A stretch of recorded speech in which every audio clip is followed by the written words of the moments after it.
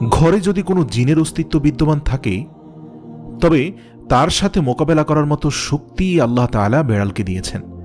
বেড়ালটি জিনের সাথে থাকা নেগেটিভ এনার্জিগুলোকেও শোষণ করে ফেলতে পারে। শুধু তাই নয়, বেড়ালের শরীরে আল্লাহ এমন একটি ব্যাকটেরিয়া দিয়েছেন যা কিনা আমাদের আশেপাশে থাকা সব ধরনের নেগেটিভ এনার্জিকে শোষণ করে নেয়। এছাড়াও বিজ্ঞানীরা বলছেন, আমরা যখন রাতে ঘুমাতে যাই তখন ঘরে পুষে রাখা বেড়াল সারা রাত ধরে আমাদের শরীর থেকে নেগেটিভ এনার্জি শোষণ করতে থাকে। আল্লাহ রাব্বুল আলামিন বেড়ালের মাঝে কিছু বৈশিষ্ট্য দিয়েছেন, যার কারণে এমন সুন্দর একটি মাখলুক আমাদের রোজকার জীবনের অংশ হয়ে উঠেছে। রাসূল সাল্লাল্লাহু আলাইহি সাল্লাম বেড়াল পছন্দ করতেন এবং বেড়াল পালন করার কারণে তিনি তার এক প্রিয় সাহাবীর ছদ্মনাম দিয়েছেন আবু হুরায়রা, যার শাব্দিক অর্থ দাঁড়ায় বেড়ালের পিতা। কেন একজন মুসলিমের বেড়াল পালন করা উচিত? গবেষণা করে জানতে পারা যায়, আজ থেকে ৮,০০০ বছর পূর্বে জঙ্গলের বেড়ালরা খাবারের খোঁজে